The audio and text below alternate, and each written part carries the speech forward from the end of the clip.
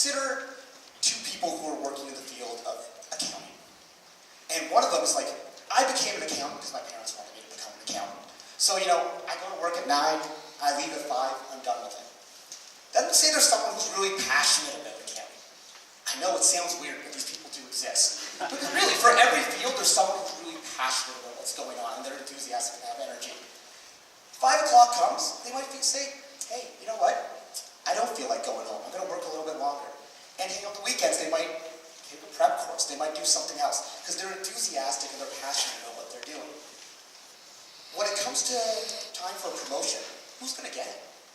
It's going to be Johnny Enthusiasm. When you think about it, there's so many people right here. You're all mainly high school students in this audience, and you're thinking about, what am I going to do when I get to college? What am I going to do in university? And people are pressuring you, and they're saying, hey, you got to go into this field because that's where you're going to make money. I will tell you this, the people that make the most money in this world are not necessarily in those lucrative fields. Now don't get me wrong, there are some fields which are more lucrative than others. However, the top people in every single field are people who are willing to do the extra work. When you're at university, I went and I did a math degree. I could have done a lot of things. Why did I do that? Because I really like math. And I was good at it, and also, I didn't mind doing it in my spare time.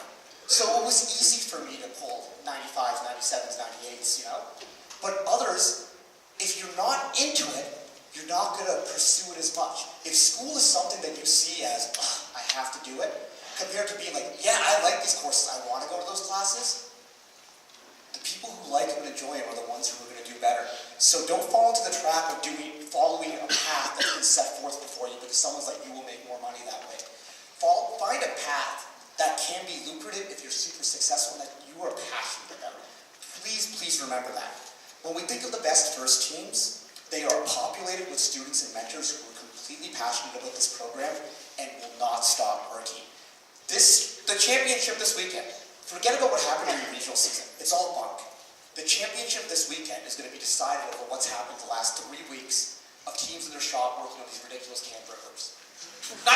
Absolutely, nothing else matters. We'll talk about that when we get into the nitty-gritty of the stuff. But the teams who are willing to put the time in and were that passionate about it, those are going to be the ones who are going to be crowned world champions. Or it's all going to come down to luck because can burgers are basically can't get any faster than 0.15 seconds, and it's just a tug of war or something. So, hey, we can talk about that later too. Quote number 2. Gentlemen, we are going to relentlessly chase perfection, knowing full well we will not catch it, because nothing is perfect. But we are going to relentlessly chase it, because in the process we will catch excellence. I am not remotely interested in just being good. Think about this one for a second here and what we do with this program. With the can burglars. Everyone's working on trying to find the perfect can burglar. And guess what? No one is. Maybe the cheesy moves will. But realistically, no one is. But you learn so much along the journey.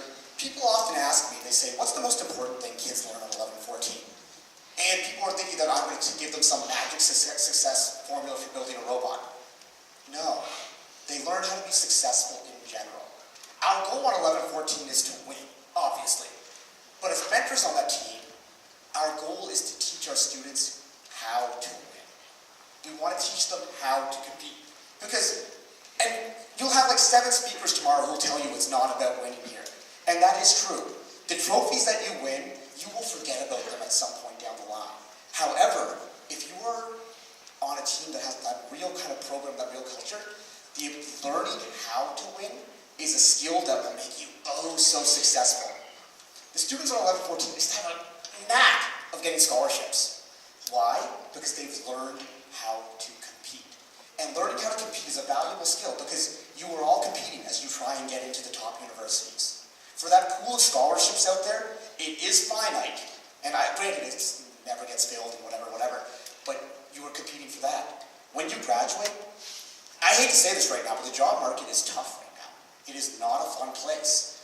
But those of you who've learned how to compete and will apply the skills that you use of constantly striving for perfection, knowing that you will catch excellence along the way, you will hit a real path. So remember that. It's not necessarily about winning, but man, it is so important to learn how to win. So when anyone out there wants to diminish the competition that we have and say, oh, the competition isn't important, no. The end result may not be important. However, the pathway that you take while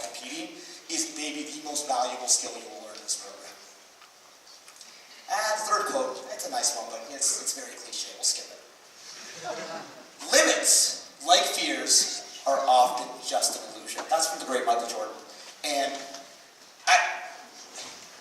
your whole life, people are applying limits to you all the time of what you can do, what you're capable of. And you know what? There are some limits. Like, some of them are real. I hate to admit this, but I am not going to play in the NBA. It's just not happening. I still have dreams. I've got the shoes. I got the look. You know, I can do the endorsement. It's just not going to happen. However, someone would be a grade 9 student, you know, in somewhere, and someone's supposed to be like, yeah, Ivy League's just not going to happen for you. Why? Could someone tell me why? Where do these limits come from? Where are these expectations? Oh, well, no one in our family's ever gone to college. Why can't you be the first one? Oh, well, like, come on, like, you think about it, like, all the cryptographers in the world, 99% of them are men. So, there's always got to be a first. Don't buy into these limits that people impose on you. And it applies in first. No one's going to grab 4 cans in less than half a second. Really? I guarantee you it's going to happen this weekend. I absolutely guarantee you someone's going to do it. People just always want to believe limits, these things can't happen. No one can do 3 stacks from the landfill. No one can clear the whole landfill. Oh wait, there's teams clearing the landfill with 45 seconds left. Don't buy into these limits. At the same time, we must always be reasonable. Just because something can happen doesn't mean it's going to happen. And finding this balance is something we'll talk about. Okay, I'm done with the quotes. You know, you can wake up. It's okay. Strategic design. This is what we're here to talk about. Designing and building a cool robot is fun. However, designing and building a cool robot that does well in competition, a lot more fun. It is very hard to go through the design process without a concrete aim. So you need to have a goal. So we're talking about a robot. You want to build a robot. But what is your goal? What is your objective? What is your mission statement? The clear choice is, your mission statement is, I want a robot that can win a world championship. That is the goal. Now some people might say, hey, that's a big goal. Maybe I want to build a robot that will do well and make the elimination rounds. Also a very valid goal. However, you have to define your own goal. But for most teams, the goal will be some degree of success in the competition. There are other things you can have as goals. Some teams really want to have a really pretty robot. I know this one team that makes these ridiculous sacrifices year after year to make sure their robot looks absolutely perfect. And it just seems a little strange. But there are teams that will make sacrifices because they want to make sure their robot looks hella good. That is not a bad thing. That's their plan. Some people are going for design elegance. Some people will say, I don't want to build a simple robot because I want to go through the challenge and build something complicated. Okay, that's your thing, not my thing, but hey, everyone can do their own thing. However, one thing we need to remember as participants in this program, we don't play matches on our own. We have alliance partners. So if you are going to, from the very beginning, say, hey, I'm going to sacrifice the quality of my robot so my robot can look good, your choice. However, remember, you're going to have 20 different alliance partners at a regional who may kind of be like, we're playing with the pretty robot again. Okay, game analysis. So normally, this slide is boring, you know, because, yeah, like the basic game analysis, it just kind of happens. This year, I wish I, you know, like, here's the old world. It was gone. It was absolutely gone. So, the first thing you do is you read the rules. Then you want to examine every possible way to score points. And other things you can think about is the ranking system. And this is what happened this year. We played game after game after game where your goal was to win matches.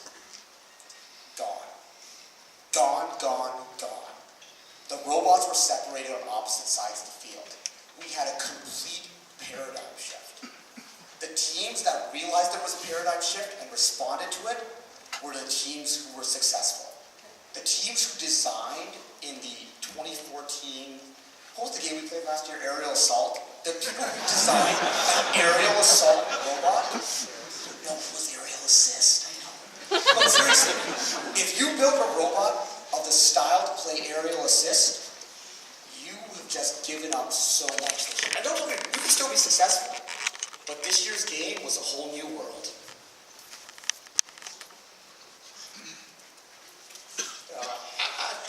Too far. Go back. So, let's talk a bit more about this paradigm shift. Before, the goal was to win matches. Before, there was constant interaction. That changed this year, and thus priorities changed. Before, I would always come out here and say, when you're doing a priority list, it is your drivetrain. Your drivetrain has to be robust, it can never fail, and it needs to be able to take I won't even say it, but it needs to be able to take a kicking. This year, no one's ever going to hit you unless your partner hits you. And this year's, so all sorts of things became open. There was this giant paradigm shift. So before, I always would say, 6 wheels, just done. High traction, make it happen. But this year, why? Why do you need that high traction? What are you trying to stay anchored in place for? Maybe you want it to be able to spin a little bit more. Suddenly, the jokes that we used to make about Mechanim wheels, maybe they weren't as funny. No, they're still funny. But seriously, all sorts of things became optional. Before, a team would say, I want to go omnidirectional, but I don't want to lose my traction advantage, so I'm going to go swerve. Well, hold on 1 second. You don't need that traction advantage. You could do omnidirectional so much easier. Things like holonomic drives became very viable this year. However, you would not have recognized that if you didn't go through this full process. It's too easy just to assume that since something worked in the past, it's going to work in the future. And when things don't change year to year, that is a safe way to play the game. Things change this year, completely and forever. So, things will change again next year in some way or another. Maybe they stick with games like this, but chances are we go back. And I think it's really on all of us in this room to make sure we communicate with any team who was a rookie team this year to be like, hey dudes, things are changing. So if you come in with your little weird little Kiwi drive, you're going to get dummied around the field next year. And so, because they will remember the old paradigm, they may not. However, always understand the ranking system is basically what I want you to take away from this. Understand the ranking system, understand the game. Chokehold strategy. This is like a fun one, so let's talk about this. I guess it kind of applies for Saturday. A strategy which, when executed, guarantees victory independent of any action by your opponents. Determining if one exists should be the first step in any game. First, always try to design games without leaving a chokehold strategy in there. Is there a chokehold strategy in this year's game? Yes. Someone want to take a shot?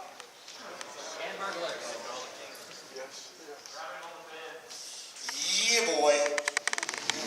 So, if I have 3 cans on my side, and that's it, the most amount of points I can basically do, excluding the upside down totes, and because when you do some sort of chokehold analysis, you need to be reasonable about things. So let's throw out the upside down totes, and let's throw out the step totes for right now.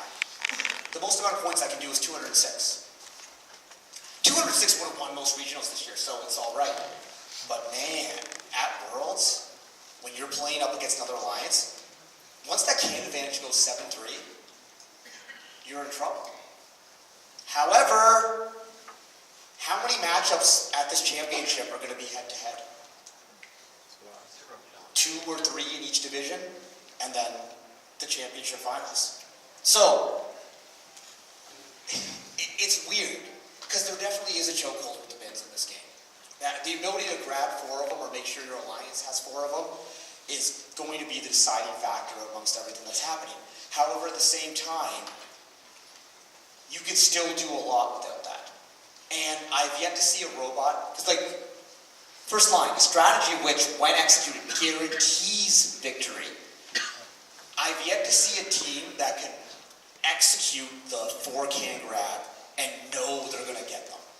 Because I think what we're going to see this weekend is, we're going to have a lot of alliances that will line up 2 robot on 2 cans, robot on 2 cans, robot on 2 cans, robot on 2 cans, and we will have no idea who's getting those cans until the match starts and clicks.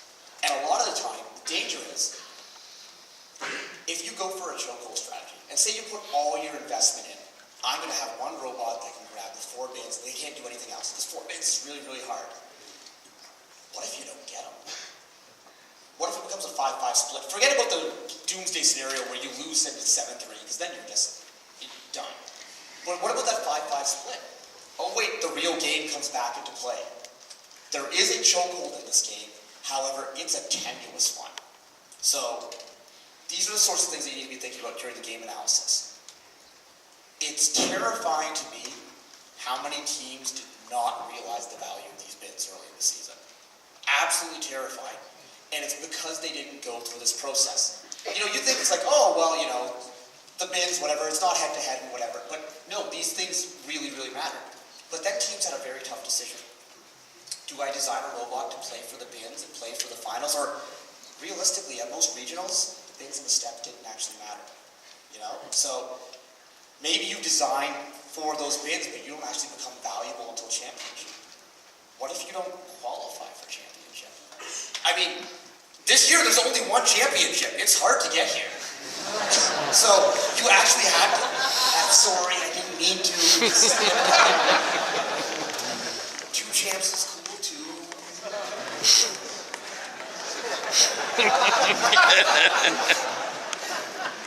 No, but when we think about these strategies and these things, you have to think about what are your goals? Is your goal to win the championship? How do you get to the championship? You have to ensure you qualify. This is a really neat thing to think about because there's been years where, and you see it in certain regions, where there are teams who build great robots that would be an awesome second pick at the championship. And would be, they could win the championship easily as a second pick. But they get to their regionals, and they are way too good to be a second pick at a regional which is week in the championship, but not good enough to be the 1, 2, 3, or 4 robot that can pull it off. And they end up in this middle zone, and their season ends before championship. So, I know we're kind of diverging from chokehold strategies here, but these are the sorts of things that you have to think about with your strategic design. You need to evaluate the landscape around you and what your area is like. And maybe you have a plan where you're going to design your robot to do one thing at regionals, and then to do something else at championship. I mean, people that use the term meta game, I don't know, I think it comes from like weird video game people or whatever, but I'm still trying to understand what that all means. But I think, sorry. But I mean, there's something that's been evolving over the past few years where teams have they've been designing one robot for championship and then making rapid changes at championship. This year especially. This year, there are so many teams that are ripping apart their robots and turning stuff into can grabbers this weekend. And it's just interesting to see how that evolves. Like last year for our team, we saw the game right away. The first thing we saw is, wow, a goalie stick is super, super important. If you can block shots in autonomous, that is crazy. And then we realized, ooh, it's actually really easy to build a goalie stick. And then we realized, oh, if you use the Kinect, this is actually pretty trivial, but we don't know if anyone's going to think of it. So we shelved the goalie stick. We said, we're not even going to think about it. As the season went on, we're like, yeah, we need one of these for champs.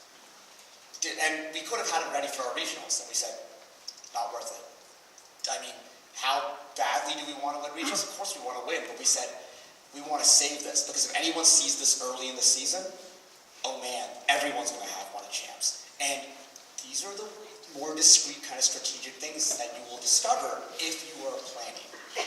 Now, I don't want to get too hard into these higher end strategies because then I'm going to do a disservice to all of you, and we'll talk about that later on. But looking for a chokehold strategy, try and find one single finite task that overwhelms all the other possible ways of scoring. And then do the math. Figure out, okay, if I do this, how many points am I limiting the opponent to?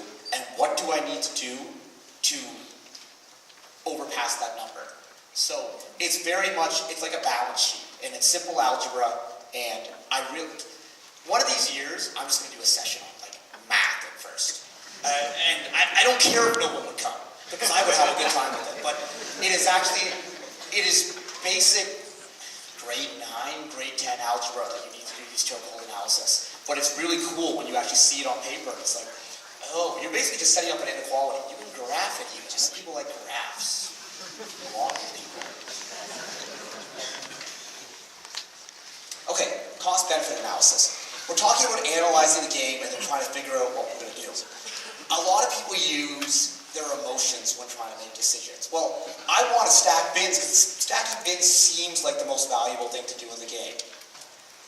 That is one way of doing it, but the real way of doing it is to compare the difficulty of accomplishing the task to the reward for accomplishing it. What is the reward? It is points. We want to talk about how many points does each task get you. Now, evaluating the difficulty, that's tough. We're going to talk about that in a second. The best tasks to perform are those which are relatively easy, yet provide big points. This year is so weird. I mean, you build a stack of 6 with no can, you've got yourself a nice 12 points. It is not that exciting.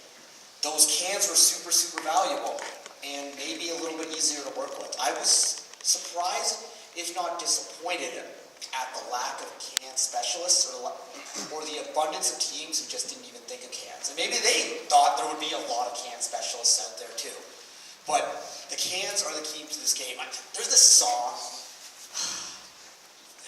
They played at all the Canadian events. Someone took All About That bass and changed it into All About Them Totes. And it's very not catchy, but it sticks in your head or whatever. But forget about the video and the awkward dancing and all that sort of stuff that happened in it. It was wrong. It's not all about them totes. It's all about the cans. Although if you make a song called All About Them Cans, you get into other problems. This is why they don't give me microphones. Actually, an abundance of people do give me microphones. It's really strange. So, think about these things. Also, this doesn't apply to this year, but it will come back at some point. Scoring 10 points, good. Denying your opponent 10 points, usually the same. This depends on the analysis you did of the game and the ranking system. In a typical win-loss game, denying someone 10 points is just as valuable as scoring 10 points. We've had other games in the past where it wasn't. This year, I don't know how you're denying people points. You could have like a litter collector. That's a thing. I saw that this year. And actually, if we get to 5-5 can splits on Einstein or in the division finals, man, someone who could actually move litter out and flip those points suddenly becomes really valuable. Because I really think we're going to have some equally balanced alliances in these 5-5 can splits. And, they're each going to be putting up like 6 stacks. And what's the tiebreaker going to be? Is it which alliance forgot to put a noodle in a can? Or that litter on the ground can make differences.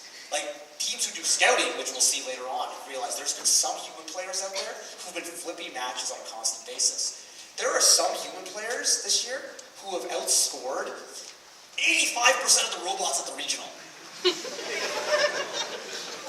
I'm serious. I got a good rant. Let's just go.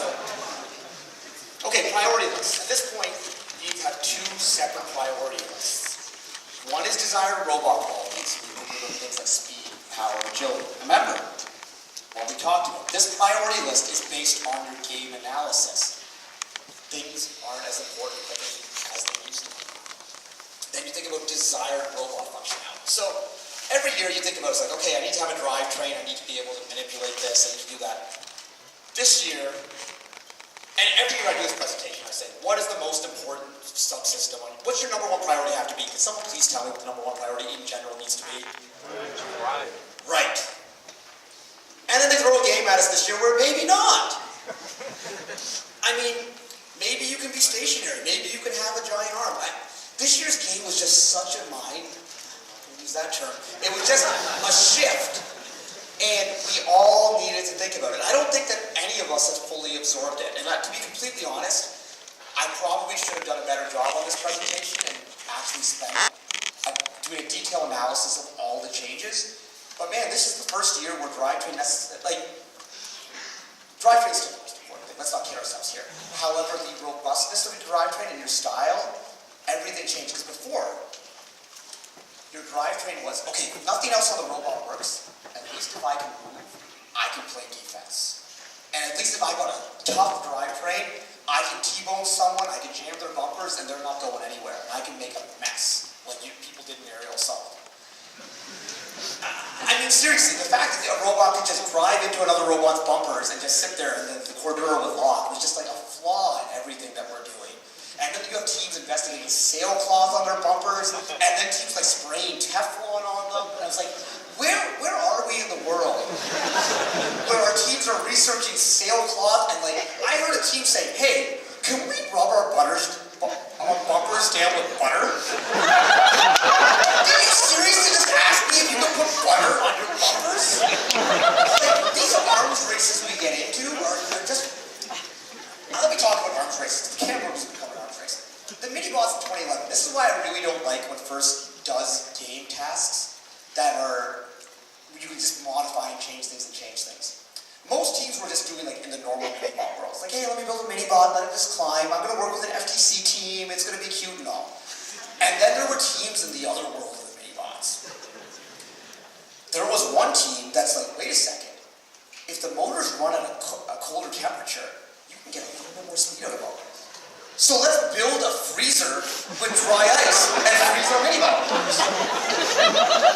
This actually happened. There were teams that realized, wow, I hear if you run your motors under distilled water for a while, they run a bit better. So teams were taking their motors and running them under distilled waters in their hotels. When you take a motor and you run it under DI, it smells, and I actually don't know what a meth lab smells like, but it smells like a meth lab. We get into the first world, man, it is so stratifying. Like, we got rookie teams over here who are just trying to like get a kit bot together, and then we got mad scientists built with like dry ice and distilled water running robots. What is happening? I don't like these arms races because they're not fun for anyone involved. Trust me, it's not fun for this team they're so proud of like 8-second mini-bot, and then they see dry ice man over here get their mini-bot up in 1 second. That's not fun for them. But it's not fun for these guys who don't sleep forget about 6 weeks, for 12 weeks working on mini-bots. And we will see the output of this weekend with cam burglars, because we are going to see some crazy stuff. I'm just going to be like, again, next year, touch base with me next year, and we can talk. I've heard a lot of crazy things, and I don't want to reveal them because they're other team secrets, and that's not fair, and that's not cool. Like, no one lets you rat. But there's some crazy stuff happening out there. When you see these cam burglars on Saturday, they're just like, bam, cam, gone. You're just going to be like, what happened? I thought my cam grabber that grabbed it in 8 seconds was good. Like, it's a weird world, this arms race, and it's crazy that a game's going to be decided on that. If you haven't noticed, I just go on random tangents. At least this one was robot related. At some point, I'm going to be talking about how the Raptors lost last night, and that's just not going to be a pretty conversation for anyone. Okay. If you're going to walk out of this presentation and only remember